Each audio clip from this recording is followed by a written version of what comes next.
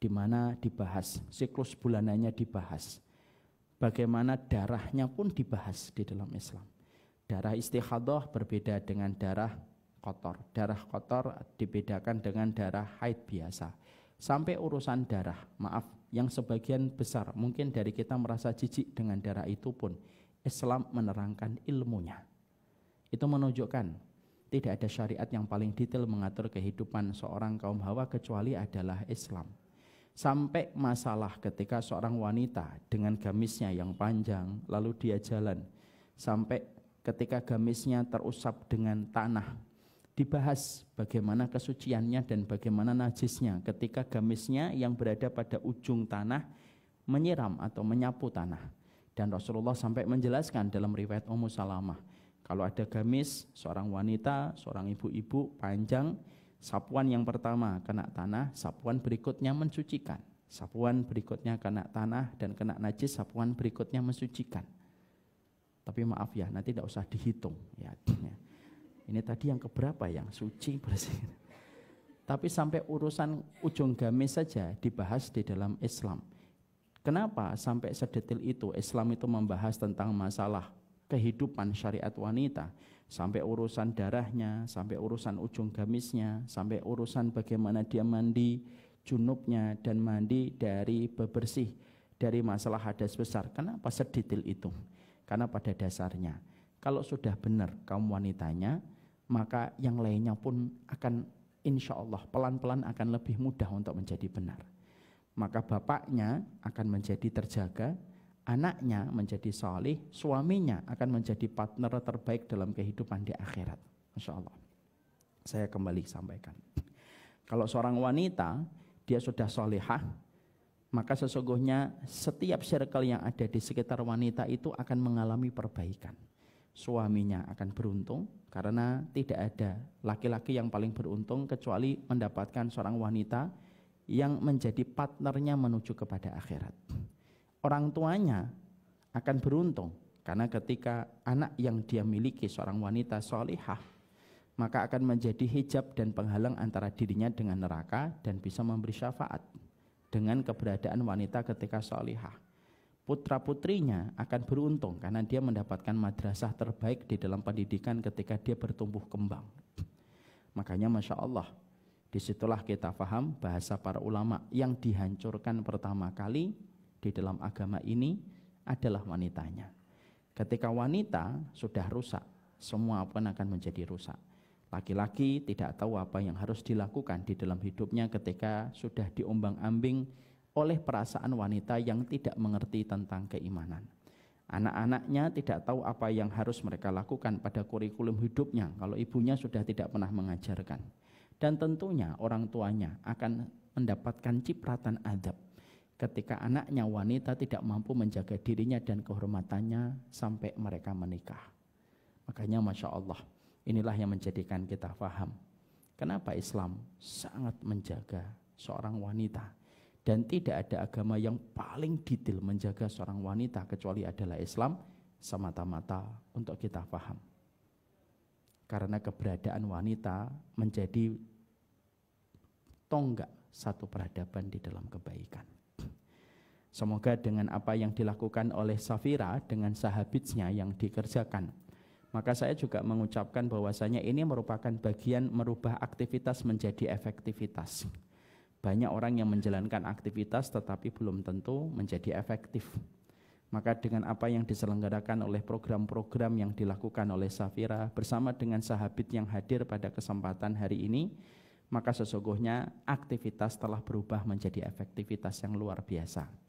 Dan semoga ini akan menjadi bekal dalam perjalanan hidup berikutnya. Amin insyaallah. Kita pada kesempatan ini akan bicara tentang masalah Ramadan. Maka pembicaraan kita tentang Ramadan, kita buat polanya dengan pola yang sederhana. Kita mulai dengan pertanyaan, kita jawab dengan sebuah jawaban.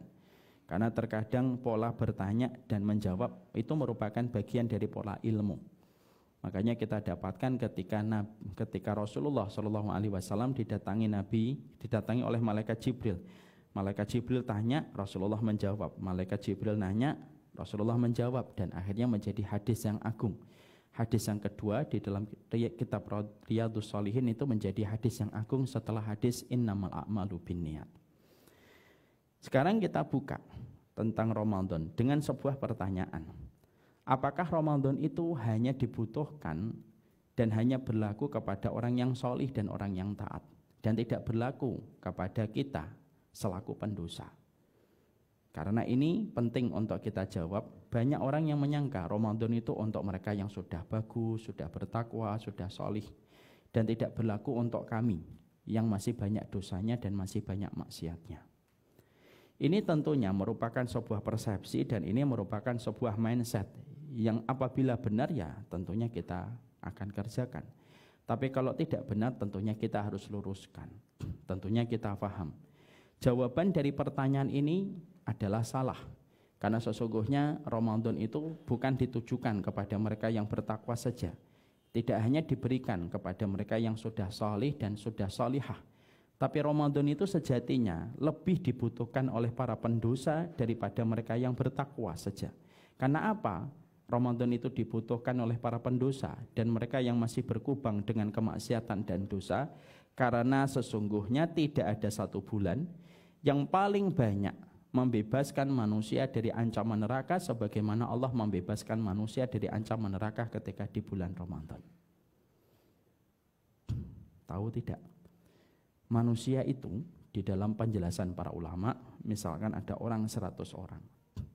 100 orang itu ternyata kalau kelihatan baterai kita itu semuanya tidak sama di hadapan Allah. Ada yang baterainya full, ada yang baterainya separuh, ada yang baterainya merah berkedip-kedip.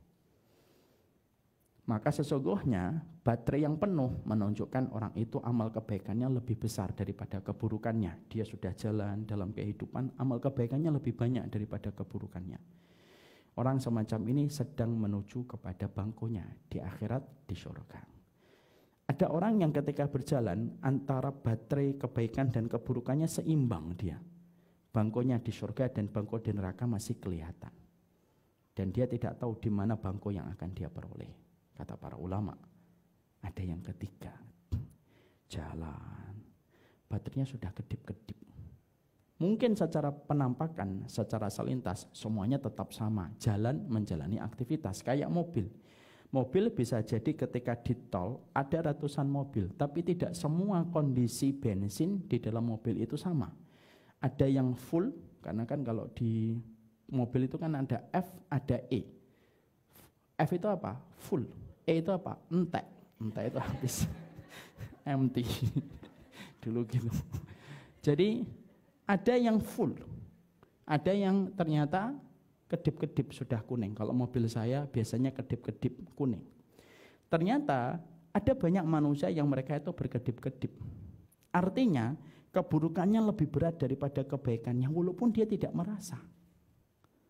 Maka sesungguhnya ketika kita sadar, saya berada di kondisi yang mana Ustadz? Apakah baterai saya full, apakah baterai saya tengah, ataukah baterai saya kedip-kedip? Saya juga tidak bisa menjawab. Hatta untuk diri saya pun saya tidak bisa menjawab. Tapi lebih baik bagi kita merasa bahwasanya baterai kita ini kedip-kedip. Ternyata amal keburukan kita, kalau kita ingat, ya Allah amal kebaikan saya itu enggak banyak dibandingkan amal keburukan yang saya lakukan di dalam kehidupan. Maka ketika kita memiliki sebuah perasaan, ada kemungkinan besar baterai kita ini sudah merah.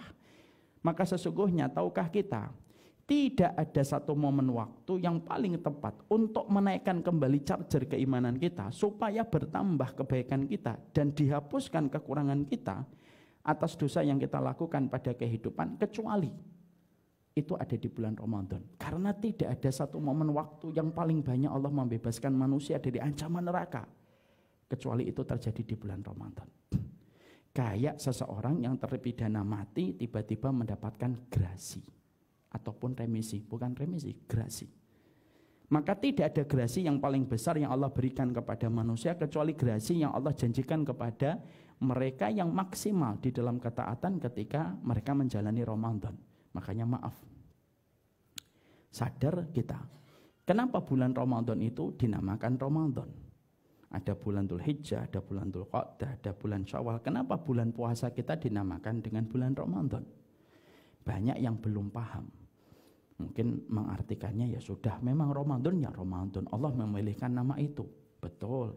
Tapi kan pilihan Allah selalu memiliki ilmu. Dan selalu terdapat hikmah yang dalam.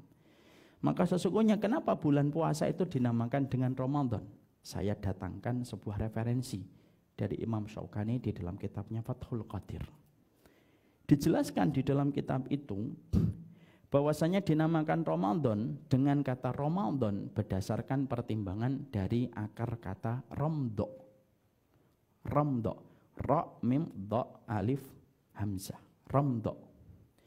Kenapa? Karena sesungguhnya romdo itu secara bahasa kondisi panas terik yang membakar manusia. Itu namanya romdo. Makanya ketika seseorang berada di tengah padang pasir jam 1 siang, teriknya luar biasa, sampai merasakan kehausan, itu namanya lisyiddatir ramdo. Panas banget. Kalau dalam bahasa Jawa, panas kentang-kentang. Ya, kalau bahasa Inggris, hot potato. Itu namanya ramdo. Ya. Maka kita juga mendapati ternyata siklus alam pun sama. Ternyata kalau kita di bulan Ramadan betul-betul kita melihat matahari itu menjadi ujian. Karena matahari itu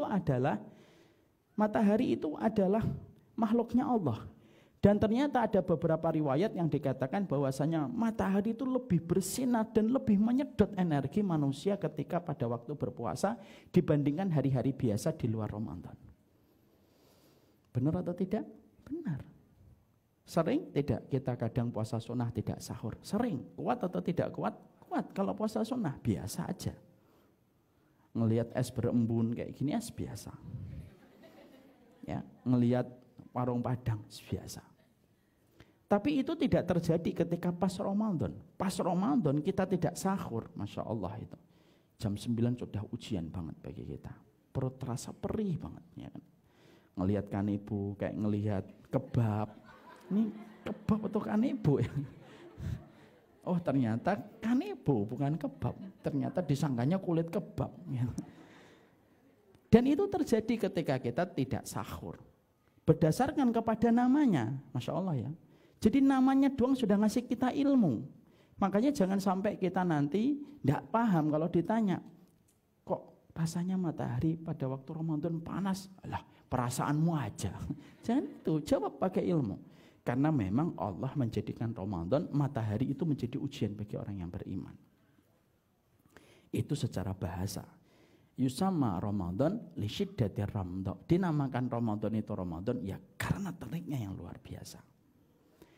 Lalu dinamakan dengan Ramadan secara istilah. Kenapa bulan Ramadan itu dinamakan dengan Ramadan? Li'annahu yarmudus sayyiati bil hasanat. Karena sesungguhnya Allah mengkhususkan dan mengistimewakan di bulan Ramadan itu menghapuskan setiap dosa dan kemaksiatan ketika seseorang itu berada di Ramadan dan memaksimalkan Ramadan dia. Makanya bukan hanya Allah jadikan matahari ujian untuk membakar manusia, kerongkongannya menjadi kering dengan terik matahari yang luar biasa, tetapi Allah juga menjadikan bahwasanya pada saat Ramadan Allah bukan hanya membakar kulit, Allah bukan hanya mengeringkan tenggorokan, Allah bukan mengosongkan lambungmu sampai orang terasa perih di dalam Ramadannya. Tapi kalau dia betul-betul berpuasa itu karena Allah bakar semua dosanya dan kemaksiatannya. Kenapa? Saking cintanya Allah kepada Ramadan dengan nilai histori yang sangat luar biasa. Maaf ya, Allah itu kalau mencintai satu momen waktu, di mana momen waktu itu memiliki histori di sisi Allah, simbol kecintaan Allah pada waktu itu biasanya diperintahkan untuk puasa. Itu kata para ulama. Contoh, bulan Muharram. Bulan Muharram itu bulan Allah atau tidak? Bulan Allah, disebut dengan Syahrullah. Allah memilih bulan itu menjadi bulan ketika Allah memenangkan Nabi Musa ditenggelamkan Fir'aun. Di situ ada syariat puasa sebagai simbol Allah mencintai bulan itu. Puasa apa? Bulan Muharram. Puasa apa? Insya Allah, semoga Allah mengampuni sahabat-sahabat ini. Puasa apa? Puasa Asyura. Dilaksanakan berapa hari? 5 hari atau 4 hari? 2 atau 3 hari. Dan itu menghapuskan dosa kita selama 1 tahun. Allah juga tidak hanya mencintai bulan Muharram, Allah mencintai 1 bulan lagi yang disebut dengan top trendingnya waktu untuk kita beramal, yaitu disebut dengan bulan Dzulhijjah. Bulan Dzulhijjah itu identik dengan bulannya siapa? Bulannya Nabi Ibrahim dan Ismail. Ada enggak simbol puasanya? Ada, suruh puasa. Kalau mampu 8 hari, puasa mutlak 8 hari kalau mampu. Ustadz, boleh enggak puasa 7 hari aja Ustadz? Boleh. Boleh enggak puasa 5 hari aja kalau bulan Dzulhijjah? Boleh. Boleh enggak puasa 3 hari aja? Boleh. Boleh enggak puasa 1 hari aja? Ya kebangetan, tapi boleh. Ya. Kalaupun harus 1 hari, maka pilih pada puasa Arafah tanggal 9-nya. Dan itu memberikan kepada kita, itu pun ada perintah untuk puasa. Lalu yang berikutnya Ramadan. Yang menarik, sama-sama puasa, Muharram ada puasa Asyura, Dzulhijjah ada puasa mutlak dan ada puasa Arafah. Yang menarik adalah pas Ramadan, bentuk pola yang Allah sampaikan kepada kita bukan bentuk pola disarankan puasa. Bentuk polanya Allah ketika pas Ramadan bukan dianjurkan berpuasa, tapi dengan menggunakan kalimat kutiba, diwajibkan kalian berpuasa. Dan itu menunjukkan betapa luar biasanya top trending yang Allah berikan kepada bulan Ramadan. Makanya sampai begitu istimewanya, syariat Ramadan itu bukan syariat yang bertahan hanya di kita, salah. Istimewanya Ramadan itu bertahan dari puluhan ribu tahun yang lalu, puluhan tahun yang lalu, ribuan tahun lalu sebelum kita merasakan syariat itu menjadi syariatnya Nabi Muhammad. Jadi syariat itu sudah ada sebelum Rasulullah hadir. Makanya disebut Allah menyampaikan di dalam surat Al-Baqarah, ya ayyuhalladzina amanu kutiba alaikumus siyam kama kutiba alal ladzina min qablikum. Kalau ada syariat kok bertahannya sampai terus dibawa kepada Nabi Muhammad, itu berarti syariat itu istimewa. Dalam bahasa usul fikih disebut dengan syara' man qablana, syariat dari kaum sebelum kita. Dan itu menunjukkan kepada kita, itu bulan yang penuh dengan luar biasa keutamaan. Makanya akhirnya kita menjumpai salah besar kalau kita menganggap bahwasanya Ramadan itu bukan untuk saya karena saya belum bertakwa. Salah. Ramadan itu untuk pendosa kayak saya, kayak orang-orang yang merasa dirinya berdosa. Kenapa? Ini merupakan momen waktu yang paling istimewa untuk membebaskan ancaman api neraka yang bisa jadi ketidaktahuan kita ini sebenarnya sudah terancam dengan api neraka ketika baterai kita ini sudah merah. Tapi karena mungkin banyaknya dosa tidak menjadikan kita pernah menyadari bahwasanya baterai kita ini sudah merah. Dan tidak ada satu alat charger yang bisa menambah kepada kita kebaikan di sisi Allah untuk menebus dosa kita dan kemaksiatan kita. Dosanya kita sama bapak, dosanya kita sama ibu, dosanya kita sama anak, maksiatnya kita kepada keturunan, hatta harta-harta yang pernah masuk kepada kantong kita dengan cara yang tidak Allah sukai. Momen yang paling istimewa itu pas Ramadan. Tebus, minta maaf sama Allah. Dan Allah paling senang dimintain maaf ketika di bulan Ramadan. Tidak setiap waktu itu sama di hadapan Allah. Tidak setiap waktu itu sama di hadapan Allah. Kita meminta ampunan kepada Allah pada sepertiga malam tidak akan pernah sama dengan kita meminta ampunan kepada Allah jam 1 siang. Beda atau tidak beda? Bedalah. Kamu istighfar sujud lalu mengatakan la ilaha illa anta subhanaka inni kuntu minadh-dhalimin. Sajadahmu waktu jammu menunjukkan jam 3.15 subuh tidak sama dengan sujud kita mengatakan la ilaha illa anta subhanaka inni kuntu minadh-dhalimin jam 1 siang. Kenapa? Waktu mempengaruhi seluruh kondisi itu di hadapan Rob yang kita sembah. Kenapa? Rob kita menetapkan jatah waktu tidak sama keutamaannya di sisinya. Makanya inilah yang menjadi sebuah pertanyaan pertama untuk kita. Bahwasanya di dalam kondisi kita ketika melalui Ramadan, menjalani Ramadan, sesungguhnya kita harus tahu. Ini dibutuhkan oleh kita. supaya kita diampuni. Ini sebagaimana negara kita ketika melihat Agustus. Agustus itu 1 bulan, gerasi diberikan besar-besaran, remisi diberikan besar-besaran. Kenapa negara kita kalau hari bulan Agustus memberikan gerasi besar-besaran? Ya, historinya proklamasi diproklamirkan di bulan Agustus. Analogi sederhana itulah yang mengatakan, kalau kamu merasa pendosa, ini bulan yang tepat. Kalau kita merasa banyak maksiat, ini bulan yang tepat untuk tersungkur setiap harinya. Jangan pernah melewati 1 hari kalau Ramadan sudah datang, kecuali mintalah kepada Allah, bebaskan saya dari ancaman api neraka ya Allah. Dan itu efektif, proposal itu ketika diberikan kepada Allah pas di bulan Ramadan. Mari kita renungkan apa yang disampaikan oleh Hasan Al-Basri.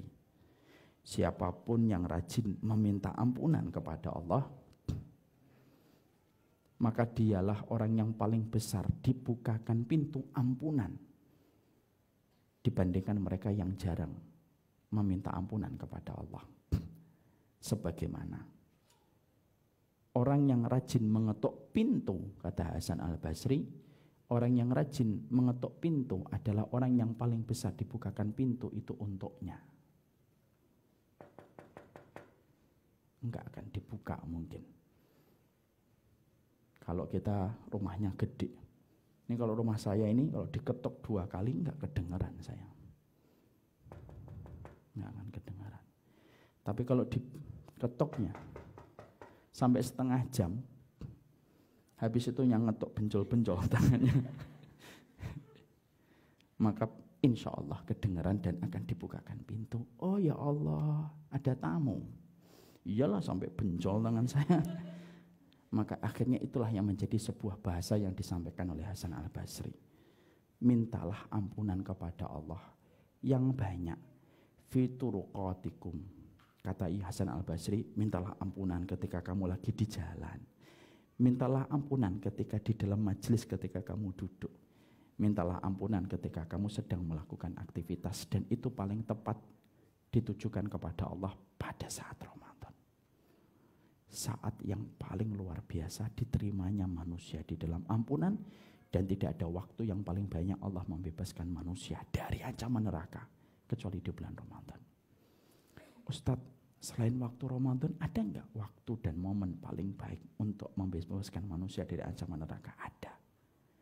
Tapi di 1 hari, pada saat wukuf di Arafah. Setelah itu selesai. Kalau wukuf Arafah sudah selesai, kalau Ramadan sudah selesai, sudah. Kita harus nunggu setahun lagi. Makanya pada saat wukuf di Arafah, bagi mereka yang haji, tidak ada satu amalan paling terbaik ketika bertahan di Arafah kecuali minta ampunan sama Allah. Ya, makanya kan kata Ibnu Rajab, Ustadz banyak sekali yang menyampaikan, kalau kita berpacu dengan waktu kita tidak banyak, jangan fokus sama tahajud, jangan fokus sama sedekah saja, jangan fokus sama taklim kalau waktu kita tidak banyak. Misal saya ada fulan, dikatakan waktumu tinggal 1 tahun. Kata Ibnu Rajab apa? Ibnu Rajab ini bagus banget. Imam Rajab berkata, kalau kamu berpacu dengan waktumu tidak banyak, senjatamu 1. Beristighfarlah kepada Allah. Karena sesungguhnya kebutuhan kita untuk diampuni merupakan kebutuhan paling basic. Makanya sampai orang ketika mati disolatkan, ucapan apa yang diucapkan orang yang menyolati kita? Allahumma firlahu. Minta ampunan lagi. Dan itu paling tepat diucapkan pas pada Ramadan, sebelum Ramadan dan Ramadan. Ketika nanti pas sahur, istighfar yang banyak, tobat yang banyak. Pagi, siang, duha, sore, malam, istighfar. Karena Ramadan itu bukan diberikan kepada mereka yang bertakwa. Tapi Ramadan itu diberikan kepada mereka yang senantiasa merasa dirinya berdosa. Ini pemutihan besar-besaran. Dan tidak ada pemutihan dari semua denda dosa dan maksiat kecuali pemutihan itu ada di bulan Ramadan. Ini pertanyaan pertama. Terjawab. Clear. Apakah Ramadan hanya untuk bertakwa? Kalla, enggak. Ramadan itu berlaku untuk semuanya, terlebih mereka yang masih merasa berdosa. Ini yang pertama. Pertanyaan yang kedua yang kita harus lalu sampaikan adalah, Ustadz, apakah Ramadan itu harus selalu melulu urusan fikih? Ramadan itu apakah selalu dengan urusan fikih? Kita sering sekali membahas Ramadan dari sudut pandang fikih. Contoh pertanyaan kita, Ustadz, kalau saya nelen ludah pas Ramadan, batal atau enggak batal? Itu kan pertanyaan fikih. Jawabannya, kalau antum nelen ludah, ya enggak. Kecuali ludahnya disimpan setengah jam. Lalu kemudian ditegur, maka itu batal. Pertanyaan lagi, orang menanyakan Ramadan itu selalu berbicara masalah fikih. Jujur atau tidak jujur? Iya. Ustadz, kalau berendam batal atau enggak? Batal. Ya kalau antum berendamnya cuma 15 menit, 20 menit mah enggak. Ya kalau dari pagi habis subuh sampai maghrib, yo kasihan itu, keluargamu harus membayar damnya, air itu terlalu besar. Maka pertanyaan itu selalu fikih. Saya pernah dapetin pertanyaan Ramadan fikih itu, Masya Allah, sampai bingung. Ustadz, masukkan telunjuk ke telinga batal atau enggak batal? Gimana maksudnya? Masukkan telunjuk ke telinga batal atau enggak batal? Semakin diulang-ulang, semakin saya bingung. Maksudnya gimana sih, Pak? Maksudnya begini tuh batal enggak? Terus yang batal apanya ini? Tapi itu pertanyaan baik, karena dia pengen tahu. Tapi akhirnya kita menemukan sebuah kesimpulan. Ini dikaitkan dengan pertanyaan yang kedua. Apakah Ramadan itu selalu fikih? Enggak, Ramadan itu bukan hanya masalah fikih. Tapi Ramadan itu adalah masalah tauhid, masalah akidah, masalah tazkiyatun nufus. Itu semuanya terkait pada Ramadan itu sendiri. Makanya maaf ya, orang yang Ramadan tetapi dia hatinya benci kepada syariat, ya no maaf. Dia tidak termasuk pada kategori yang dikatakan dan dikabarkan oleh Rasulullah, man shoma ramadhana imanan wahtisaban. Orang yang beriman, orang yang Ramadan itu, maka sesungguhnya harus dengan iman. Iman itu kalau saya bahasakan dengan bahasa puitis yang sederhana, iman itu apa sih Ustaz? Kalau secara dengan bahasa puitis dan lebih bermakna, dengan kata-kata bernas, iman itu adalah patuh tanpa syarat, taat tanpa tapi. Ada orang yang ketika Ramadan, dia senang sama Ramadan, tapi syariat yang lainnya dia nggak suka. Berarti Ramadan berbicara tentang masalah akidah. Karena banyak orang yang mereka itu Ramadan, mereka menjalani Ramadan. Banyak orang yang menjalani Ramadan, tapi ternyata Ramadannya tidak membekas. Kecuali hanya dari sudut pandang fikih, tapi tidak dari sudut pandang akidah. Maaf ya, ada orang yang menjalani Ramadan, dia sering membuli tentang hukumnya Allah. Bisa jadi dia puasa di depan komputer, di depan handphone, dan kerjaannya meninggalkan komen-komen di banyak platform sosial media. Ujung dari semua komennya kalau dikumpulkan benang merahnya satu. Tidak suka sama hukum Allah yang tidak dia sukai. Ini namanya bukan imanan. Makanya akhirnya pertanyaan yang kedua terjawab. Apakah Ramadan itu hanya masalah melulu fikih, Ustaz? Enggak. Tidak selalu melulu masalah fikih. Tapi Ramadan itu merupakan perkara yang mencakup dari semua perkara yang sejatinya ada. Dan bukan hanya masalah fikih. Dan bukan hanya masalah akidah. Bahkan sampai urusan tazkiyatun nafs. Hati. Itu juga harus dijaga. Hajatnya Ramadan dengan kondisi hati yang terjaga itu sama dengan kondisi sholat yang membutuhkan Al-Fatihah untuk dibaca. Gimana kalau kita sholat, saya sholat Allahu Akbar, khusyuk, nangis saya. Tapi saya nggak membaca Al-Fatihah. Diterima oleh Allah atau tidak? Tidak diterima sama Allah. Saya tidak bisa nanti membuat alibi di hadapan Allah. Ya Allah, apakah engkau tidak memperhatikan air mata khusyukku? Nggak bisa. Nanti dijawab sama Allah, emang kamu tidak membaca? La sholata liman lam yaqra' bi fatihatil kitab. Tidak sah sholatnya orang yang tidak membaca Al-Fatihah. Hajatnya Ramadan dengan kondisi hati itu lebih besar daripada hajatnya, sebagaimana hajatnya sholat kepada membaca Al-Fatihah. Maka disinilah kita harus paham. Berdirilah di satu tempat ketika engkau memahami Ramadan itu syumul dan harus syamil. Syumul itu apa? Menyeluruh. Makanya dinamakan syamilah. Menyeluruh. Jangan hanya melihat Ramadan dari masalah fikih. Kalau kita melihat Ramadan hanya dalam masalah fikih, nanti tidak membekas dengan tauhid yang bertambah. Akhirnya apa? Banyak kita temukan orang ketika Ramadan mau diatur sama Allah. Pas Ramadan mau, jangan makan, enggak makan. Jangan campuri istri, enggak dicampuri istri. Jangan minum, enggak minum dia. Tapi giliran itu, yang lainnya dia enggak mau diatur oleh Allah. Akhirnya apa? Produk Ramadan hanya meninggalkan sisa fikih tetapi tidak menambah iman. Akhirnya apa? Ya Ramadannya menjadi Ramadan yang setengah hati. Ada enggak orang munafik yang menjalankan Ramadan? Ya ada lah. Bukankah Abdullah bin Ubay itu juga menjalani Ramadan?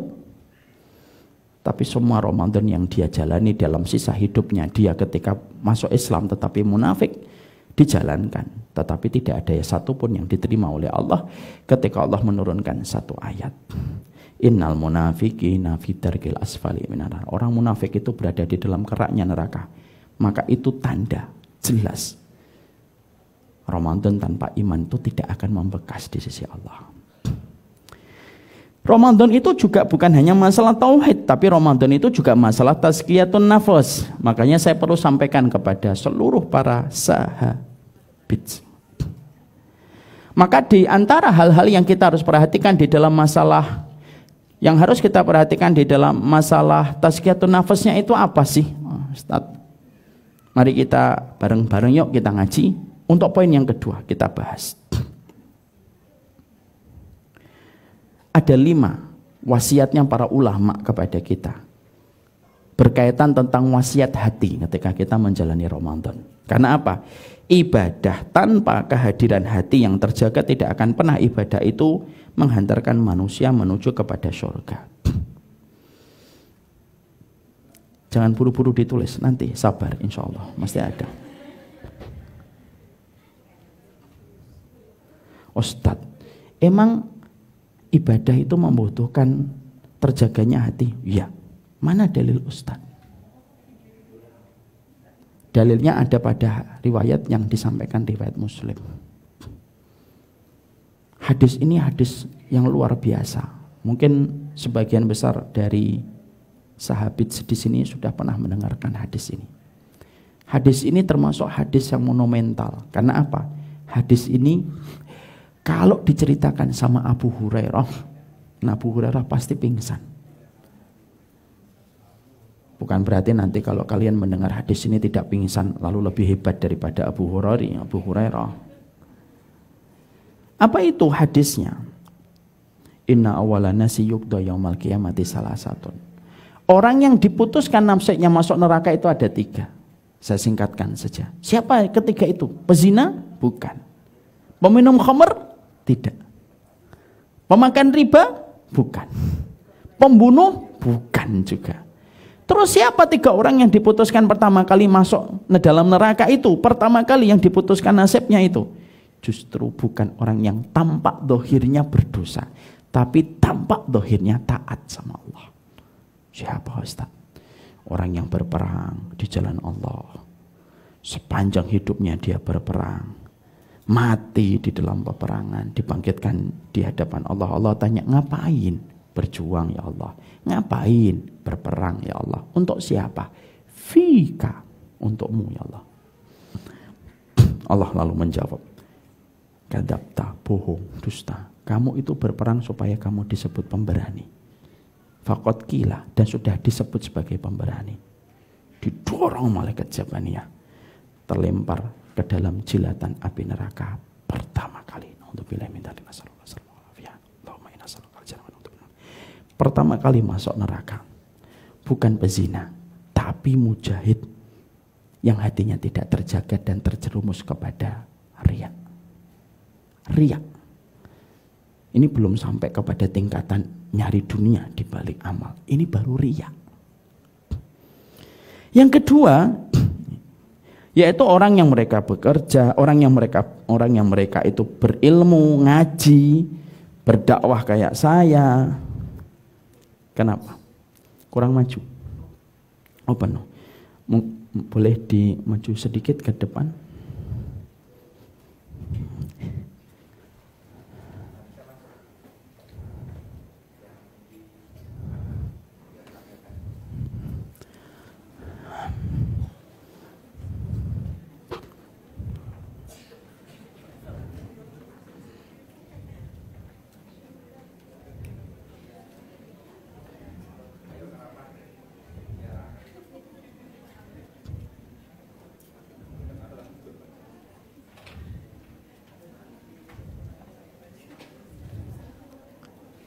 Moga-moga satu waktu Syamila bisa membeli lahan yang jauh lebih luas, insya Allah.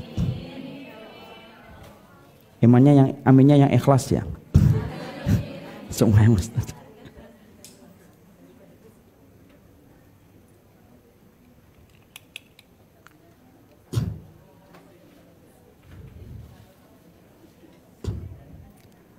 Sudah? Sudah? Mau Pundi, sudah?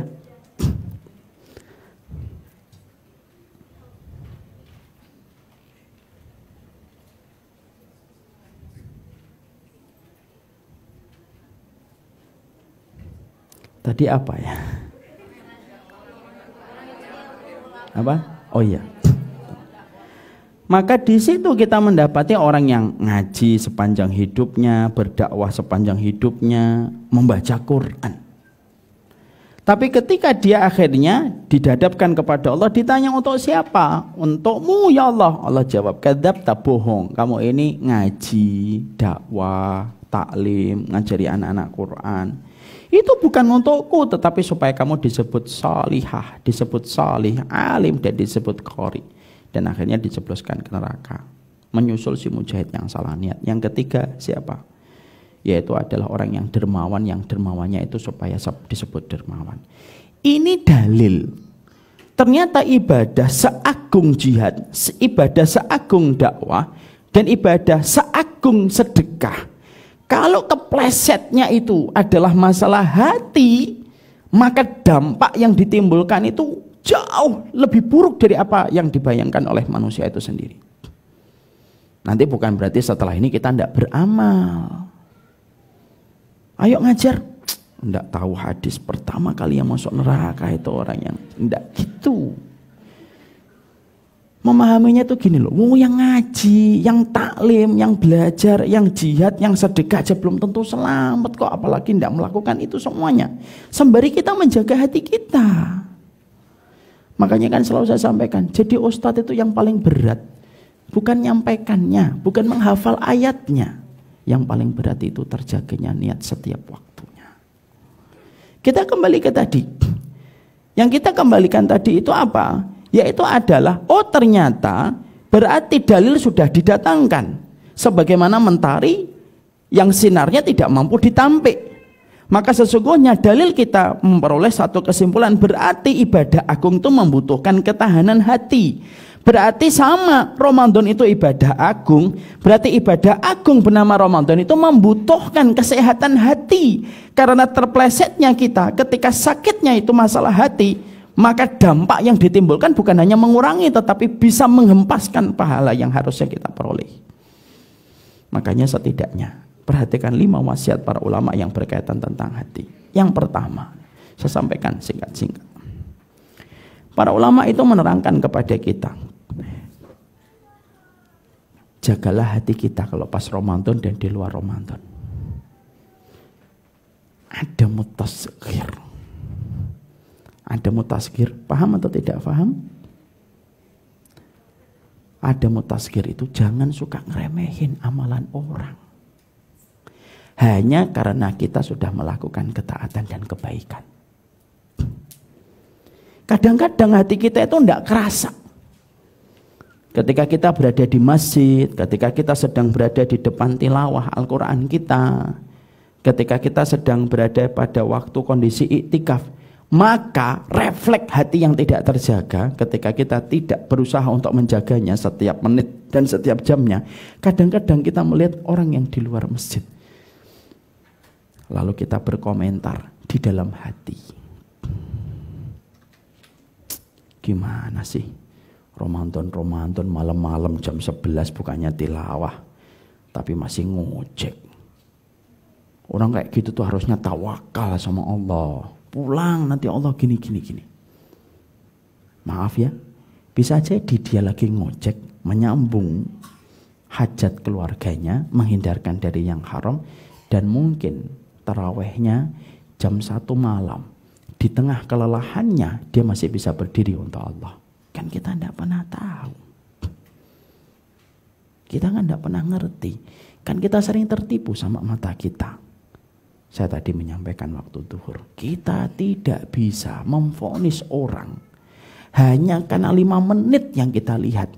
Lalu kita pakai untuk mengeneralisir kehidupan dia 23 jam 55 menit. Sering nggak kita ngelihat tayangan YouTube 5 menit, lalu kita pakai mengeneralisir 23 jam 55 menit yang tidak kelihatan oleh mata kita. Kan nggak bisa. Pernah mendengar kisahnya Sultan Murad yang kedua? Belum, insya Allah. Kalau sudah, dengarkan lagi. Sultan Murad yang kedua itu pernah beliau ketika memerintah di Turki, tiba-tiba beliau ingin pergi ke satu daerah. Tapi dia tidak tahu alasan apa harus pergi ke daerah itu. Ditanya sama circle dianya, ajudannya. Kalau sekarang itu pas pampresnya. Sultan, ngapain ke tempat itu? Ada hajat negara yang harus diselesaikan? Saya tidak tahu, tapi saya ingin pergi ke tempat itu. Akhirnya permintaan ini tidak bisa ditolak. Sultan Murad yang kedua akhirnya berangkat ke tempat itu. Ajudannya menyampaikan sebuah syarat. Syarat 1, Sultan. Apa syaratnya? Tidak usah sebagaimana kamu seorang sultan. Oke, berpakaian biasa. Datanglah sultan ini datang ke satu daerah yang beliau tidak tahu kenapa tiba-tiba pingin banget ke tempat itu. Baru datang, dia menjumpai seonggok mayat dibiarkan orang dan dilewati orang tanpa ada satupun orang yang peduli dengan mayat itu. Setiap orang lewatin ini mayatnya, dilewatin saja. Orang lewat lagi dilewatin saja. Heran. Ada mayat dibiarkan orang. Salah satu orang yang lalu lalang dicolek sama Sultan Murad yang kedua. Tanpa dia tahu kalau dia adalah seorang sultan tentunya. Loh, ini mayat jusah ini kenapa tidak diselenggarakan sebagaimana penyelenggaraan kita kepada sesama saudara kita? Apa yang dijawab oleh masyarakat yang lalu lalang? Dia masah, dia sampah masyarakat. Innahu min masakhat. Dia adalah kotoran masyarakat. Dia pezina, dia sukanya booking perempuan, dia sukanya minum khamr. Dan dia sukanya adalah berjudi. Tapi karena Sultan Murad yang kedua ini seorang sultan dan dia betul-betul bertanggung jawab sama rakyatnya, Sultan Murad menyuruh ajudan-ajudannya yang saat itu sebagaimana rakyat jelata, ayo kita bawa dan kita selenggarakan walaupun dia pendosa sekalipun.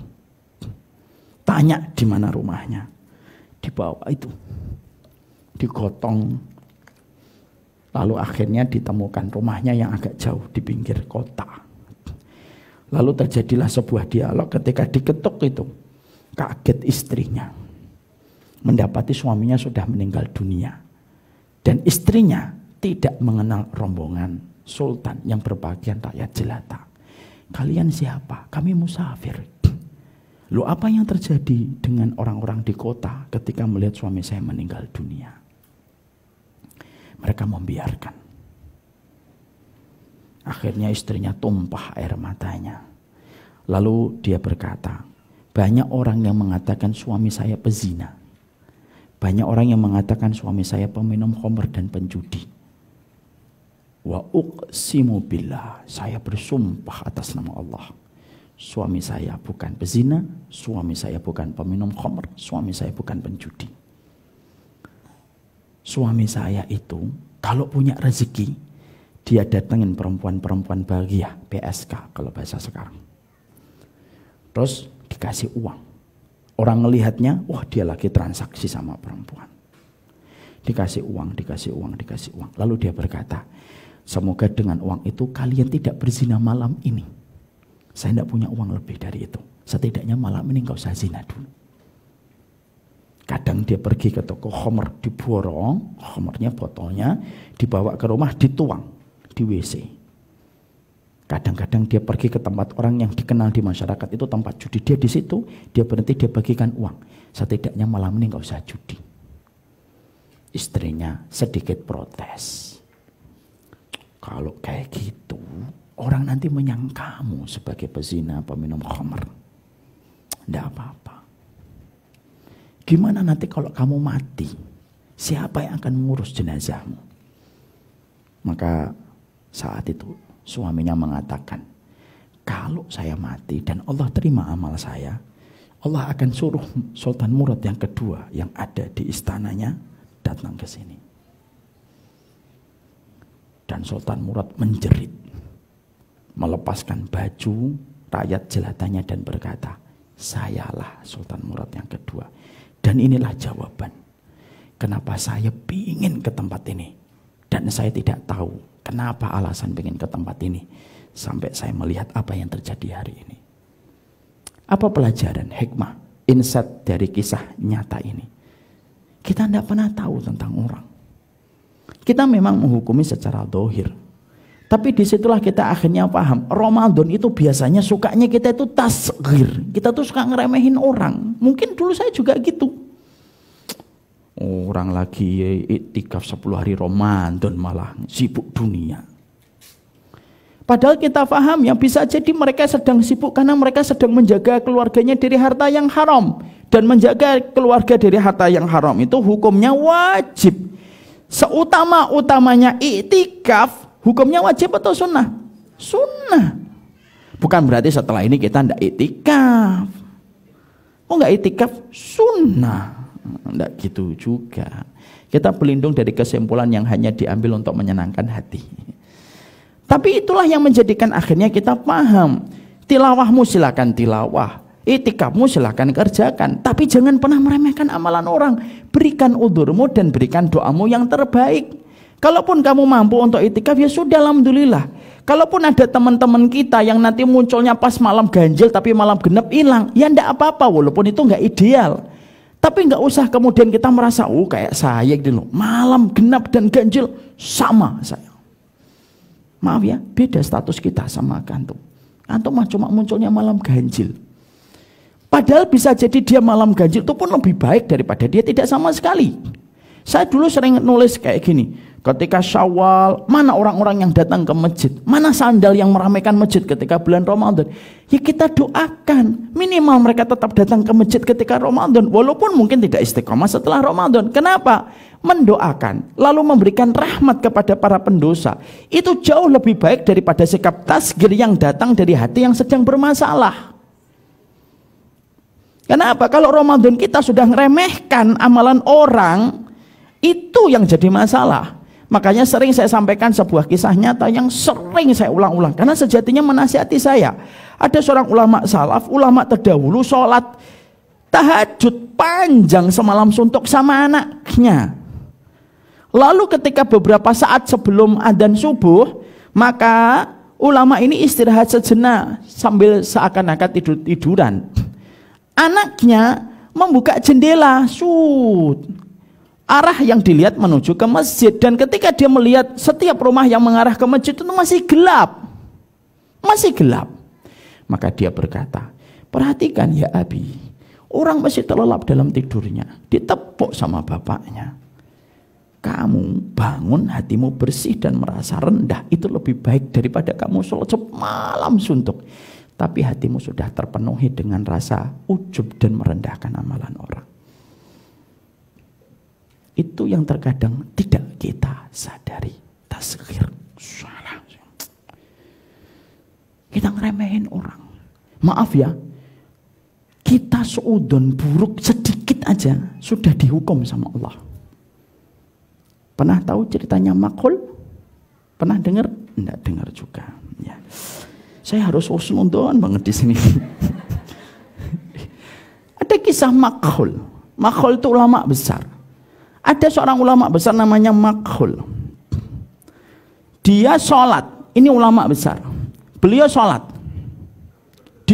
Di masjid jami. Kalau dalam bahasa kita kayak masjid.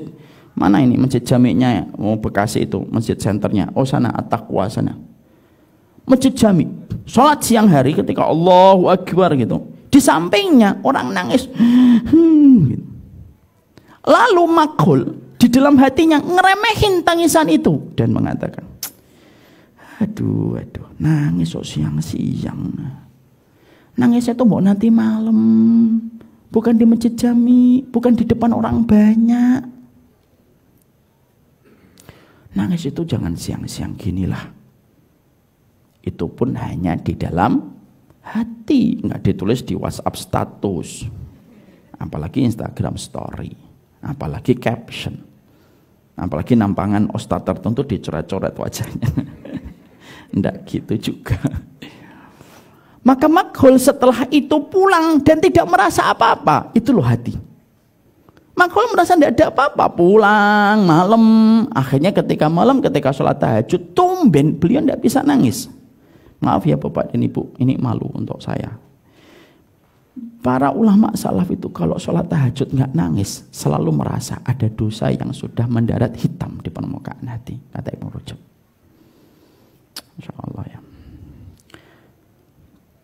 Maka pada saat itu Makhul itu hari pertama nggak nangis, hari kedua, hari ketiga, hari keempat, hari kelima, keenam, 7, 8, 9 nangis tuh nggak bisa.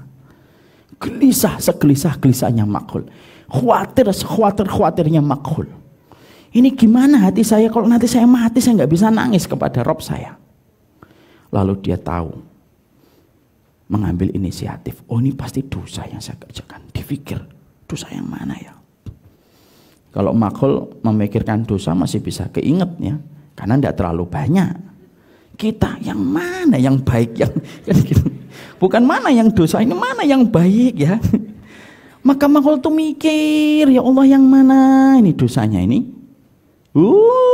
Nggak ketemu, hampir 20 hari nggak ketemu. Allah menahan 1 bulan. Allah itu kalau negur kadang-kadang sampai 1 bulan. Makanya Rasulullah itu pernah dalam salah satu ayat saya lupa. Rasulullah itu mengatakan ketika ada orang musyrik tanya, ya Rasulullah begini, ya Muhammad begini. Rasulullah mengatakan, saya akan jawab besok. Nanti malam turun wahyu. Nabi lupa mengatakan insya Allah. Dalam tanda kutip Allah memberikan pelajaran kepada baginda Nabi tercinta. Wahyu itu ditahan sama Allah 1 bulan gak turun. Dan Nabi mendapatkan bulian tiap hari sama orang musyrik. Mana jawabannya Muhammad? Ketemu besok. Ini udah 5 hari, ini udah 1 minggu, ini udah 2 minggu, kamu gak ada jawaban. Itu kadang-kadang Allah kalau lagi menahan sesuatu. Kembali ke Makhul. Maka 2 minggu, 3 minggu gak ketemu jawabannya. Dan baru ketemu setelah 1 bulan. Siang-siang ketika lagi duduk, dia mikir, yang mana ya Allah ya? Ya Allah ternyata ketika saya pernah berprasangka buruk sama orang yang nangis di samping saya. Kisah salaf itu kisah yang menggugah hati. Lalu akhirnya ya Allah itu mungkin dosa saya. Dan alhamdulillah beliau masih ingat wajahnya. Itulah ingatan para ulama dulu. Ingatannya kuat. Kita sebulan, tadi pagi aja mungkin ketemu sore. Ketemu lagi. Kapan ya kita ketemu? Kan gitu. Kalau Imam Syafi'i kan Masya Allah. Sekali ngelihat, hafal. Makanya kadang-kadang Imam Syafi'i itu kalau lagi menghafal, yang di sini ditutup. Kenapa? Kalau kelirik, hafal. Itu Imam Syafi'i. Beda kan dengan kita. Sampai lecek nggak apa-apa. Yang ketawa-ketawa semoga diampuni oleh Allah. Yang lecek-lecek nih. Tuh kayak Sabto nih, nggak pernah ketawa. Yang pernah ketawa juga nggak pernah apalah juga. Maka Masya Allah itu akhirnya teringat Ketika beliau teringat wajahnya, langsung beliau datang ke Masjid Jami yang dulu, lalu dia bertahan di bawah wabah itu gerbangnya, dan beliau sengaja sholatnya di belakang itu. Ketika sholat langsung berdiri untuk melihat satu persatu orang yang lewat, dan dia berdoa sama Allah, ya Allah, saya tebus dosa saya, temukan orang yang pernah saya suudzoni di hati saya. Oh, ketemu.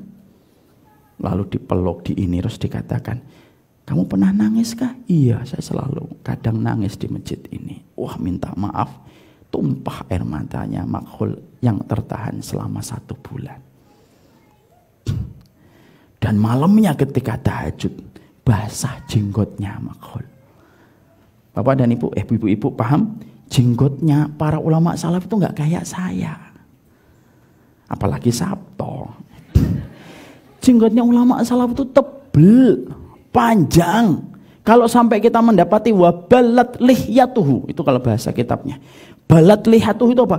Basah itu jenggotnya. Kita mikirin itu berapa liter air matanya. Kita ini jenggot 2 aja nggak pernah basah. Karena setiap air mata yang jatuh sebelum sampai di sini sudah kering di tengah-tengah sini. Maka sampai kemudian akhirnya tumpah air matanya Makhul. Dan itu memberi pelajaran kepada kita tentang apa? Itulah hati. Itulah hati. Makanya salah satu di antara komitmen kita di dalam masalah Ramadan itu apa? Jangan suka ngeremehin. Ramadan itu bukan hanya masalah fikih. Jangan hanya tanya telunjuk masuk ke sini batal atau enggak Ustadz. Mencicipi makanan itu batal atau enggak? Ya mencicipi makanan kalau hanya berputar di lidah ya enggak batal. Cuma tidak setiap piring harus dicicipin gitu. Giliran piring Sabto ketawa. Kan tahu kan ya, orang itu akan sensitif terhadap frekuensi yang sering dia kerjakan.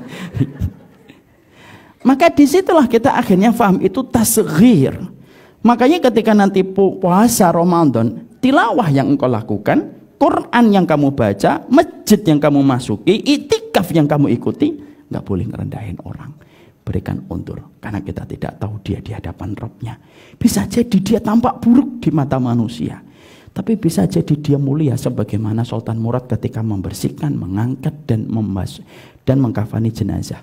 Yang mana Sultan Murad itu yang mengirimkan Allah langsung. Padahal di mata orang di sekitar situ dia disebut wasakhat, kotoran sampah yang ada pada tempat itu. Paham yang pertama? Paham insyaallah. Ayo yang pernah berprasangka yang baik sama temennya minta maaf ya. Sabto saya minta maaf ya Sabto. Itu yang pertama. Yang kedua, yang kita harus jaga hati kita ketika pas Ramadan, karena Ramadan bukan hanya masalah fikih tapi juga masalah tazkiyatun nafas kita kepada Allah. Yang kedua, jagalah diri kita dari perkara hasad. Kalau pas Ramadan, innal hasad yaqulul hasanat kama anan nara yaqulul hatab. Sesungguhnya hasad itu menghapuskan amal kebaikan sebagaimana api ketika membakar kayu bakar, ya Bu ya. Hasad itu lembut banget. Terasanya sepoi-sepoi sampai tidak terasa masuk ke bagian baju kita yang paling dalam. Itulah hasad.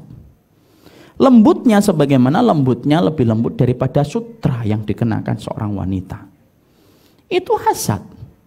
Dan tentunya ketika kita paham bahwasanya hasad ini merupakan perkara hati yang sering sekali tidak terasa, karena alat biusnya hasad itu gedenya banget.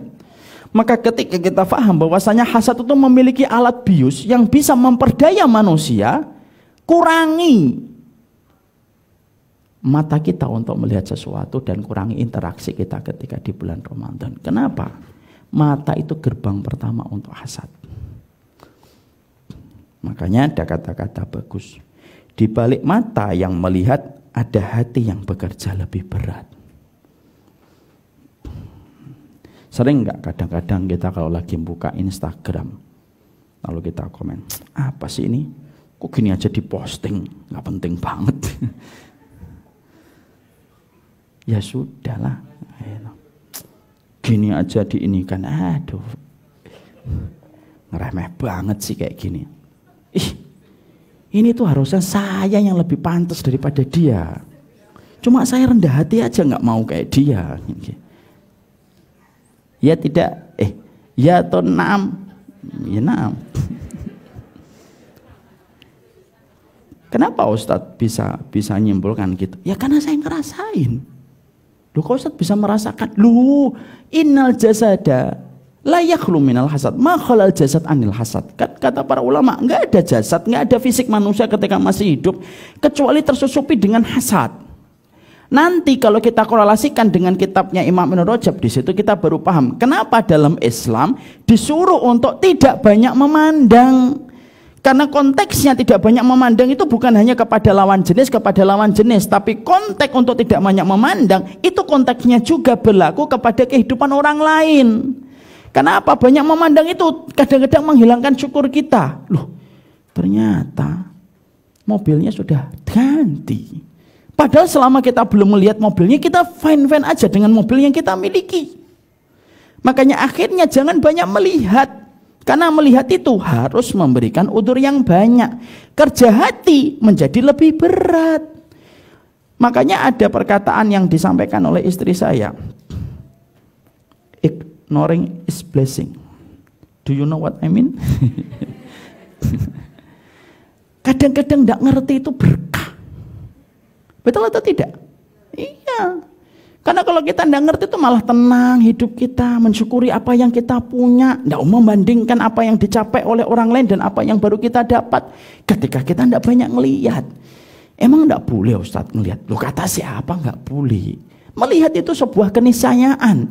Tapi yang dikatakan oleh para ulama adalah jangan terlalu banyak melihat.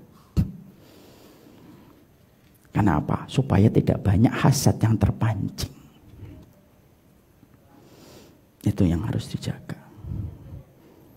Makanya salah satu ikhtiar saya ya kadang saya mematikan Instagram lama.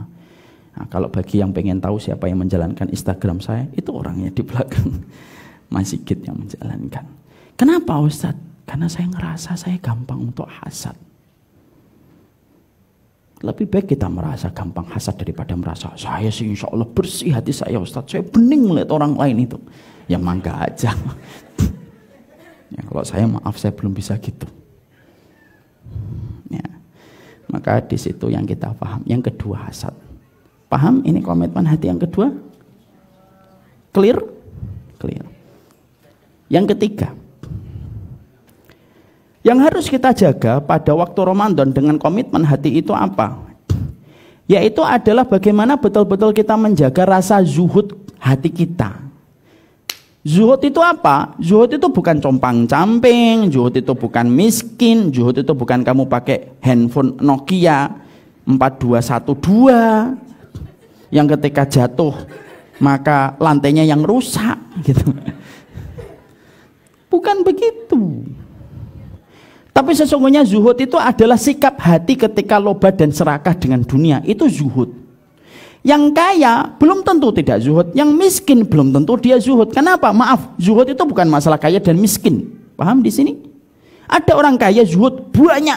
Ada orang miskin nggak zuhud banyak juga. Karena zuhud itu tidak kepada harta, kekayaan dan kemiskinan. Maaf ya, jangan mengatakan ada orang kaya udah zuhud ya. Oh, jangan gitu. Berarti nanti kalau ketemu Nabi Sulaiman, kamu akan komentari, Nabi kamu ini tidak zuhud banget. Karena kekayaannya banyak. Tapi zuhud itu sikap hati. Maka yang pingin kita tekankan ketika pas bulan Ramadan itu apa? Sesungguhnya ketika pas di bulan Ramadan, kadang-kadang kita itu, maaf, lobanya kepada dunia itu kadang-kadang lebih besar daripada loba dan serakah kita kepada dunia dibandingkan sebelum Ramadan datang. Karena maaf ya, jujur, Ramadan itu perputaran uangnya itu luar biasa, ya atau tidak? Gaji diberikan double, THR dikasih, profit dibagi. Belum lagi uang infak dan zakat tuh muternya kayak gengsingan dia. Makanya ekonom kita nasional mengatakan tidak ada perputaran uang yang paling besar kecuali pas Ramadan. Sepakat atau tidak sepakat? Sepakat. Yang terkadang akhirnya senangnya kita pas Ramadan itu bukan karena ampunan yang kita jemput, tapi karena besarnya rezeki yang nanti kita dapat pas Ramadan. Saya tuh kalau Ramadan senang Ustadz, kenapa? Kurma saya laku. Saya tuh kalau Ramadan senang Ustadz, kenapa? Jilbab saya, laku keras Ustadz. Bukan berarti kita tidak boleh untuk mengambil untung di balik kurma. Enggak. Bukan kita tidak boleh untuk mengambil keuntungan di balik jilbab. Bukan. Itu halal. Silahkan ambil. Silahkan kita tetap berniaga, mendatangkan karunia. Tetap kita mendatangkan untung. Tetap tidak ada masalah tentang itu. Yang kita soroti bukan masalah perniagaannya karena itu halal. Yang kita soroti itu apa? Sikap hati kita yang lebih gembira dengan datangnya profit lebih besar daripada datangnya ampunan yang harusnya kita jemput di bulan Ramadan. Bukan jangan sampai salah paham loh ya. Oh, Ustadz ngomong kalau bulan Ramadan jangan dagang. Shopee tutup. Saya nggak ngomong gitu loh. Jangan ambil salah kesimpulan. Kadang-kadang ada Ustadz terfitnah itu ya karena muridnya salah ngambil kesimpulan. Nah itu. Makanya akhirnya bukan salah perniagaan. Kalau antum punya planning, saya ketika Ramadan begini ada jualan sih, tidak apa-apa. Tapi kegembiraan kita nanti dapat profit itu tidak boleh mengalahkan kegembiraan yang kita dapatkan untuk mendapatkan ampunan. Senangnya kita itu bukan karena harta kalau Ramadan dan di luar Ramadan. Senangnya kita itu karena kita tahu Ramadan itu memberikan kepada kita maghfirah besar-besaran. Itu yang harus kita maknai betul-betul semenjak kita akan memasuki bulan Ramadan, terutama kepada para pebisnis yang ada di sini. Ada pemilik Shopee A, Shopee B, ada pemilik Topet 1, Topet 2. Hati-hati terhadap ini. Sama dengan Ustadz, banyak orang yang Ustadz yang merasa ketika pas Ramadan mendapatkan rezeki yang berlimpah lebih banyak. Tidak apa-apa. Yang salah bukan rezekinya, silakan terima rezekinya. Tapi kesenangan kita untuk menyambut rezeki itu kok lebih kita besarkan daripada rasa senang ketika kita mendapati Ramadan dengan ampunan. Itu yang bermasalah. Paham sampai di sini? Maka itu yang harus kita jaga dan harus kita perhatikan betul. Itu nomor berapa? Nomor 3. Ya. Maka yang berikutnya yang harus senantiasa kita perhatikan. Bagaimana ketika pas Ramadan tentunya kita harus senantiasa sering beristighfar, sering bertobat. Karena hilangnya nikmat Ramadan itu bukan karena Ramadannya. Yang sejatinya Ramadan itu tidak pernah membosankan. Maaf ya, kalau makanan, sifat makanan itu selalu membosankan kalau sudah kita menelan hingga 10 kali atau 10 suap. Coba lihat kalau kita makan, sifat makanan itu apa? Kenikmatan suapan pertama tidak akan pernah sama dengan suapan yang ke-10. Ya atau tidak? Itu makan. Kenikmatan jus alpukat, tegukan yang pertama itu tidak akan pernah sama dengan tegukan yang ke-7. Kenapa? Yang pertama itu nikmat, yang kedua sudah mulai membosankan, yang ketiga, keempat sudah mulai biasa. Beda dengan Ramadan. Ramadan itu nikmatnya tidak pernah habis. Karena apa? Disorot dengan surga yang terbuka. Kenapa kenikmatan Ramadan itu cepat hilang? Kenikmatan Ramadan itu cepat hilang karena sesungguhnya banyak dosa yang dibawa manusia ketika pas Ramadan tidak ditebus dengan dia bertobat dan beristighfar kepada Allah. Ketika tidak ditebus dosa itu dengan istighfar dan tobat, maka permukaan hati manusia itu masih banyak hitamnya. Permukaan hati yang hitam dengan dosa tidak akan pernah berjumpa dengan nikmatnya Ramadan, kecuali harus saling mengusir. Sebagaimana air ketika mengusir minyak, sebagaimana minyak mengusir air. Maka kalau saya Umar Mita, pada saat ketika saya lagi membaca Quran, kok hari yang ke-10 sudah mulai terasa membosankan, maka sesungguhnya naudzubillah min dzalik, maka masalahnya bukan Ramadannya yang sudah meninggalkan kita, tapi dosanya yang mengusir kenikmatan Ramadan itu datang lebih lama. Makanya apa yang terjadi? Pernah ada seorang ulama ditanya, Syekh, kenapa ya kalau pas pertengahan Ramadan membaca Qurannya sudah turun drastis? Jawaban syekhnya, jawaban guru besar ini mengatakan apa? Beliau lalu menerangkan dan mengatakan, banyak bertobat ketika itu sedang terjadi. Istighfar yang banyak, paksa untuk istighfar. Ustadz, kalau kita lagi futur, bolehkah kita paksa Ustadz? Lu justru ketika lagi futur tuh harus dipaksa. Kok bisa gitu? Loh, contohnya orang sakit. Orang sakit itu harus dipaksa, ya atau tidak? Orang sakit Kalau nggak dipaksa makan, nggak mau makan dia. Makan. Sep, nggak enak Ustaz. Makan. Mual, nggak makan. Enggak. Akhirnya apa? Kita pegang kepalanya, makan. Kenapa? Karena kita tahu kalau dia badannya tidak makan, maka metabolisme tubuhnya nanti lambat untuk menyembuhkan dan recovery. Menyembuhkan dan recovery. Maka sama, orang yang futur itu pada dasarnya lagi sakit. Ketika dia lagi sakit, harus dipaksa. Kalau orang sakit tidak dipaksa makan, contohnya Ja'far Basam, lagi sakit. Terus kita tidak maksa dia makan, ya tidak mau makan. Anak itu sampai 2 hari, 3 hari juga akan minum terus. Nggak mau makan. Tapi kan kita paksa dengan bujukan, kita paksa kadang kita masukkan supaya masuk ke dalam perutnya. Karena itu yang akan mempercepat metabolisme tubuh untuk recovery. Orang lagi futur, kadang-kadang yang gini, ada yang ngomong, Ustaz lagi futur. Saya bilang, paksa. Ustaz, memaksa itu kan tidak ikhlas jadinya. Loh kan, saya jadi bingung setelah ngasih jawaban.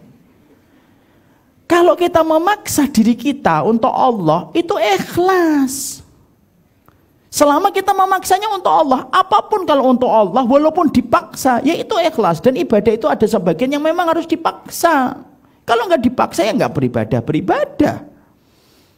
Tahajud itu kalau nggak dipaksa bangun, ya lebih baik kita narik selimut lah. Harus ada paksaan, terutama lagi futur. Sabtu tahu kan, futur? Ya beda. Maka sesungguhnya futur itu ketika kita lagi ngerasa berat untuk beribadah, maka dipaksa. Makanya akhirnya ketika ulama itu ditanya, gimana Syekh kalau kami pas Ramadan, tiba-tiba kami itu membacanya sudah mulai berkurang semangatnya. Ambil wudhu, sholat tobat, istighfar sama Allah. Dan itu yang kita harus mengerti tentang masalah ini. Makanya akhirnya banyak bertobat dan banyak beristighfar itu penting. Banyak bertobat dan banyak beristighfar itu penting. Kenapa Ustadz? Karena itu cara membersihkan permukaan hati kita. Supaya akhirnya nikmatnya Ramadan mendarat mulus di permukaan hati dan jiwa kita di dalam Ramadan itu. Pesawat itu nggak akan bisa turun kalau di landasan ada kucing ataupun ada landak. Bisa nggak pesawat turun? Bisa nggak orang di menaranya mengatakan, Pak pilot ini ada landak, nggak apa-apa turun aja, tabrak aja. Nggak akan ngomong kayak gitu. Apa yang dilakukan petugas di bandara? Dibersihkan. Landasan itu sebersih-bersihnya dari binatang apapun. Hatta burung gereja sekalipun. Dibersihkan. Supaya ketika turun langsung mendarat dengan mulus di pacu landasan. Sama itu perumpamaan. Pesawat itu kayak Ramadan. Landasan itu kayak hati kita. Ramadan itu gak akan datang kalau permukaan hati kita ini banyak batunya, banyak kawahnya, banyak polisi tidurnya. Tidak bisa. Bersih dulu landasannya. Ramadan akan datang. Makanya akhirnya para ulama itu berkata gini, ada kata-kata bagus. Kalau ada orang kok tidak menikmati Ramadan, yang salah bukan Ramadannya. Yang salah adalah dia patut bertanya, dosa saya apa ya Allah, kok saya tidak senang dengan datangnya Ramadan. Paham di sini? Nomor 4. Nomor 5 yang terakhir. Masalah Ramadan dan tazkiyatun nafas. Apa yang kita harus jaga pada Ramadan itu? Yaitu jangan pernah merasa ujub dengan apa yang kita lalui dari apa yang pernah kita dapatkan dalam ibadah. Orang itu biasanya tidak akan efektif untuk menjalankan Ramadan ketika apa? Oh, saya sudah khatam 2 kali. Oh, saya sudah sudah sedekahnya udah limit sampai 10 juta. Lalu setelah itu ujub. Kadang-kadang penyakitnya orang kalau sudah banyak beribadah itu ujub. Ada yang masuk Ramadan, ujubnya dia pada melenang lalu. Ramadan. Tahun lalu saya khatam 3 kali nih. Lalu akhirnya sudahlah Ramadan ini tidak usah banyak-banyak, 1 kali khatam aja lah. Karena sudah 3 kali khatam. Jangan ujub. Semakin kita diterima amalnya, semakin kita merasa kurang dalam ibadah. Inilah 5 perkara. Jadi Ramadan itu hanya masalah fikih Ustaz? Enggak, Ramadan masalah fikih, masalah tauhid, masalah tazkiyatun nafas. Jangan hanya meletakkan Ramadan hanya pada persoalan fikih. Karena itu menjadi sebuah kesalahan. Ini pertanyaan yang ketiga. Jadi pertanyaan pertama tadi apa? Apakah Ramadan hanya untuk yang bermaksiat? Jawabannya tidak. Pertanyaan yang kedua tadi apa? Apa? Ini baru 2 berarti ya? Oh Masya Allah baru 2. Saya kira udah 3, 4, 5. Apakah Ramadan berkaitan fikih? Jawabannya sudah ketemu. Yang ketiga, ternyata sudah jam 6 tinggal 5 menit lagi. Belajar itu enggak usah banyak-banyak. Oke sahabat, mungkin kita cukupkan 2 saja. Tapi moga-moga 2 poin ini pun kita akhirnya bisa membawa. Nanti kan kalau pulang, kalau kajiannya enggak terlalu banyak kan kita bisa menjawab kalau ditanya. Tadi kajiannya tentang apa? Oh tentang pertanyaan. Ramadan itu untuk pendosa. Dan Ramadan apakah masalah fikih? Bisa jawab. Coba kalau saya kasih 5. Tadi tentang apa? Iya itu 5 poin gitu. Nanti malah tidak paham. Saya sudah sering mendengar itu dari Sabto. Jadi sering saya ngajar, nggak ada yang nyantol satupun ada dia. Semoga cukup aja, tidak usah terlalu banyak. 2 saja cukup. Qadarullah bukan saya tidak mau menyampaikan sisanya, tapi waktu jualah yang membatasi. Lampu-lampu taman di taman belakang sudah hidup. Itu pantun Ustaz? Enggak, saya ngasih tahu aja. Lampu-lampu taman di belakang sudah hidup, berarti sudah cukup kajian kita pada kesempatan ini. Saya tidak tahu randonnya dari Safira. Setelah ini apa, Sudah ya. Berarti ini juga merupakan sebuah reward dari acara panjangnya Sahabit yang diselenggarakan oleh Safira. Luar biasa, datang dari tempat yang jauh, Bandung, Purwakarta, Garut dan lainnya. Maka semoga Allah memberkahi yang luar biasa dalam kehidupannya insya Allah. Mari kita kembalikan kepada salah satu murid yang saya tidak pernah bangga memperkenalkan. Terima kasih Ustaz. Jangan bangga soalnya Ustaz. Masya Allah, jazakumullah khair Ustaz. Saya tanya, antum tadi tahu nggak? Saya keluar Ustaz, maaf Ustaz. Kayak gini tuh sudah terjadi tering ya. Apa tadi? Apa coba? Poin, ya poin pertama apa? Saya kan sering dikatakan membuli, ya enggak? Ustaz jangan dibully ya Sabto gitu. Mari kita buktikan saya membuli atau tidak. Jadi tadi emang jujur keluar dulu tadi pas saya Ustaz ini. Tadi ada urusan yang harus diselesaikan di luar. Oh, gitu. Benar Ustaz. Di antara, coba diulang lagi. Di antara tadi dari jam 4 saya mulainya. Sekarang mau jam 6. Kita ditunggu sama masjid. Oh gitu. Ya insya Allah nanti mungkin maghrib di sini ya Ustaz ya. Bang Bundi. Ya maghrib di sini. Dan insya Allah kita akhiri dengan baca hamdalah, alhamdulillahirrabbilalamin. Dan kita tutup dengan doa kafaratul majlis. Subhanakallahumma wa bihamdika asyhadu an la ilaha illa anta astaghfiruka wa atubu ilaik. Wassalamualaikum warahmatullahi wabarakatuh. Saya akan buka. Karena kan tidak ada yang bertanya kan? Insya Allah tidak ada yang bertanya. Karena insya Allah pahamlah. Ini insya Allah murid-muridnya Imam Syafi'i. Ya. Yang sekali mendengar hafal. Kalau tidak kayak gitu berarti nanti istighfar sama Allah. Saya akan tanya, siapkan hadiah Mas. Box 1 sama buku 2. Buku apa aja, nanti ditandatangani.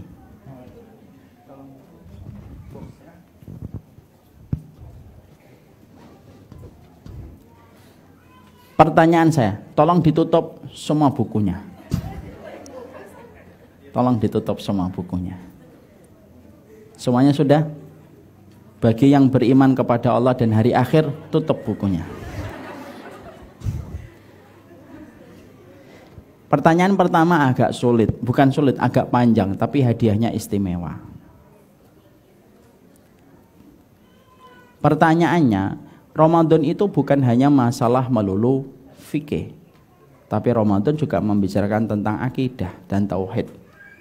Pun juga membicarakan tentang masalah tazkiyatun nafas. Sebutkan 5 wasiat hati untuk Ramadan yang disampaikan oleh para ulama. 5, tidak usah baca, tidak boleh gugur di antara 5 itu. Ya, silahkan. Yang mana ini? Ya, yang pakai kacamata. Berdiri Sabta kasih dia mic-nya. Kasih mic-nya bukan box-nya. Aduh. Harus sabar-sabar Ustaz, orang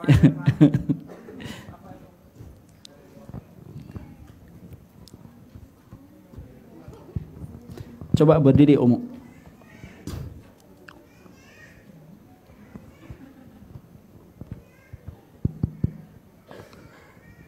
Bismillahirrahmanirrahim. Dari mana, Umu? Dari Jati Bening, Bekasi. Jati Bening? Oh, dekat. Alhamdulillah. Yang pertama itu jangan meremehkan amalan orang lain. Ya. Yang kedua? Yang kedua, jangan atau menghindari sifat hasad. 2, 3. Yang ketiga, tidak ujub akan ibadah. Yang keempat? Banyak beristighfar dan bertaubat. Yang kelima? Yang kelima, hasad udah deh. Hasad sudah. Zuhud, bersikap zuhud. Masya Allah, barakallahu fiik. Silakan hadiah. Ini dari Syamila. Tadi hadiah dari Syamila Wakaf. Di sini ada, Di sini ada tumbler Syamila Wakaf.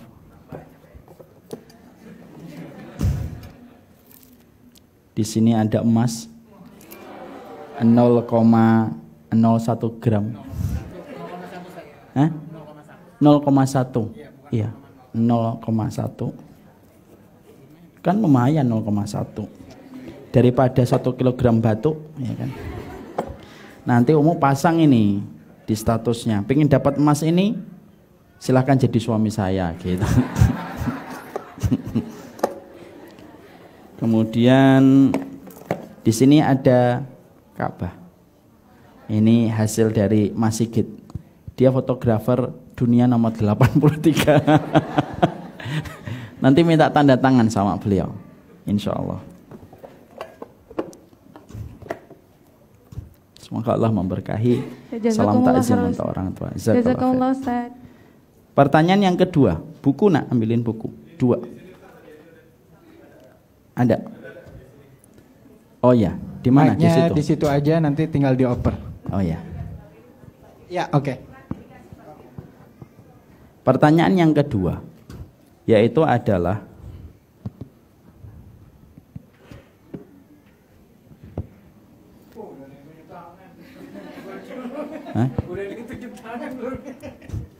Pertanyaan yang kedua itu adalah apa kaitannya Ramadan dan kaitannya dengan akidah? Karena kan Ramadan tadi juga merupakan bagian dari sebuah rumpun akidah. Mana letak akidahnya Ramadan? Mana letak iman? Mana letak akidahnya Ramadan? Oh, yang di belakang. Mau istikharah dulu?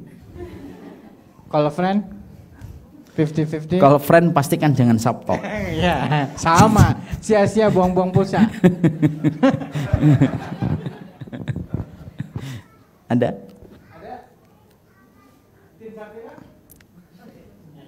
Silakan. Oh, ada. Bismillah. Saya dari Jakarta. Mau coba jawab, Ustaz? Bismillah. Saya akan mencoba membenarkan.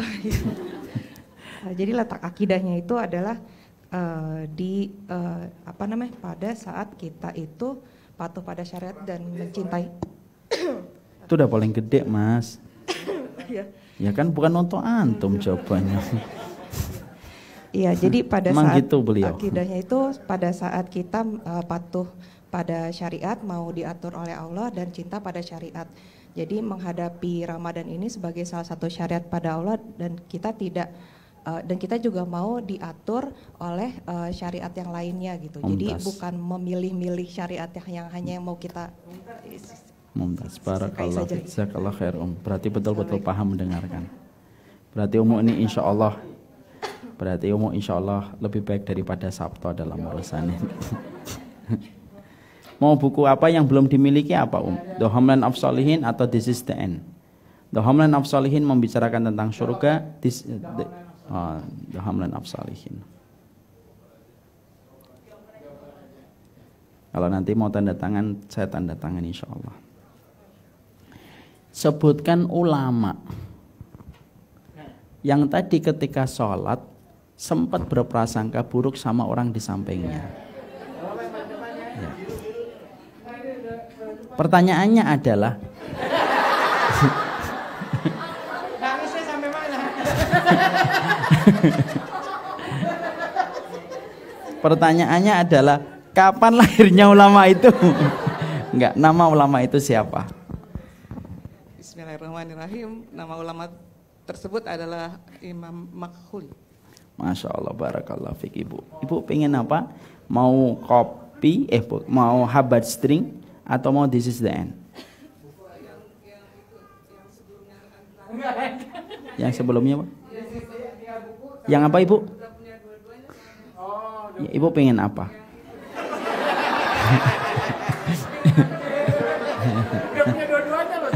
Oh iya, alhamdulillah. Makanya saya kan ngomong, ibu pengen apa? Oh, Junibit Quran. Insya Allah ibu. Pengen satu atau dua? Satu aja. Mas Sabto siapan Junibit Quran. Dikarang oleh Syekh. Nanti di situ ibu nanti diambil. Alhamdulillah. Pertanyaan yang ketiga. Hadiahnya habat string. Iya. Cara nikmat minum habatus sauda. Jadi minuman itu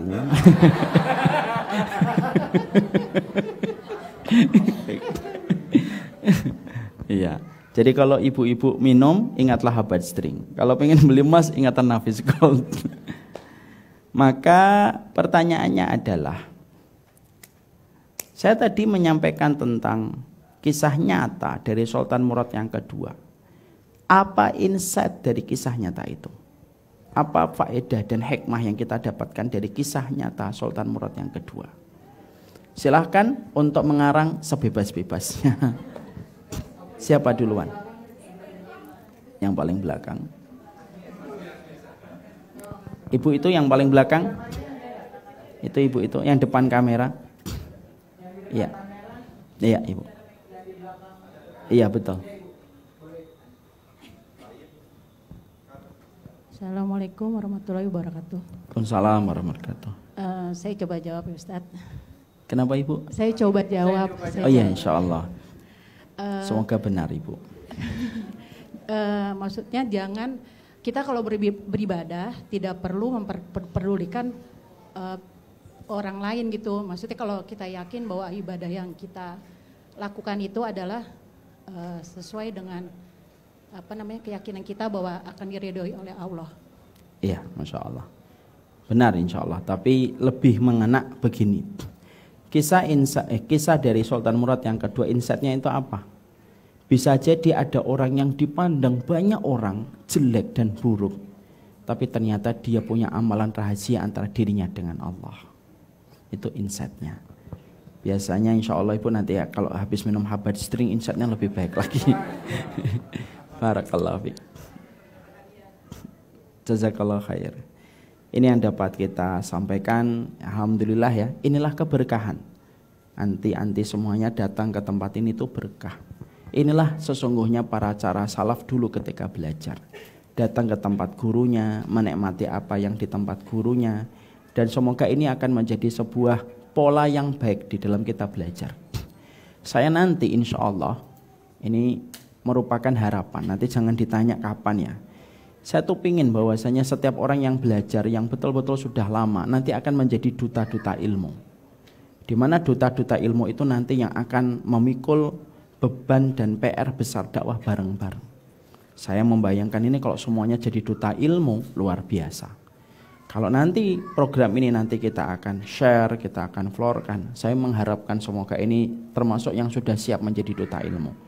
Duta ilmu nanti akan mewakili kami, ibarat kami adalah kapalnya, duta-duta ilmu adalah sekoci-sekocinya yang berjalan. Saya tahu betul menghadapi dunia yang luar biasa hari ini semacam ini tidak bisa dilakukan sendirian. Nanti kalau kapan-kapan kita buka program Duta Ilmu, yang datang ke sini sudah siap? Alhamdulillah, insya Allah. Kapan Duta Ilmu akan di-share dan akan disounding? Insya Allah sebentar lagi, moga-moga. Karena sesungguhnya saya sudah memplanning beberapa hal tentang Duta Ilmu, dan saya sudah pernah sounding kepada Bundi. Saya pernah sounding kepada Bundi Tia, sudah lama tentang Duta Ilmu. Semoga segera untuk dimatangkan dan semoga segera kita nanti berjumpa di dalam program Duta Ilmu. Nanti kalau menjadi Duta Ilmu kita, salah satu di antara fasilitas yang didapatkan akan dibersamai oleh kita. Terus, semoga itu bisa menjadikan cita rasa keluarga di antara karamel umat semakin terbentuk. Hari ini saya juga menyampaikan, hari ini Badan Wakaf terbentuk. Hari ini Badan Wakaf terbentuk. Dan alhamdulillah itu sesuatu yang sangat luar biasa. Ada banyak hal yang ingin kita lakukan nanti di Syamila. Mas, saya buka boleh nggak sebentar? Spoiler sebentar tentang tadi. Ada nggak? Oh, di laptop ya? Nggak di situ ya? Oh ya sudah, lain kali saja. Berarti itu yang kita bisa lakukan kapan-kapan nanti kita lebih berbicara tentang teknis-teknis dakwah. Semoga ini menjadi sebab kebaikan dan keberkahan. Jazakumullah khair kepada seluruh panitia Safira yang datang dari semenjak jam 1. Jam 1 malam Ustaz? Enggak, jam 1 siang tadi. Jadi semoga Allah memberkahi kepada semuanya. Jazakumullah khair. Ini maaf kalau tempat kami terbatas, tapi inilah tempat kami. Di belakang lihat itu adalah taman. Mungkin di samping ini lihat kolam renang, Masya Allah ya. Maka kolam renang ini kita punya bukan karena kita kaya, tapi memang ketika kita beli memang sudah ada. Dan kita tidak berani ngebruk atau menimbunnya karena harganya terlalu mahal untuk menimbunnya. Biarkanlah setiap orang yang datang tahu gemericik air ini mengingatkan kita tentang gemericik air di surga.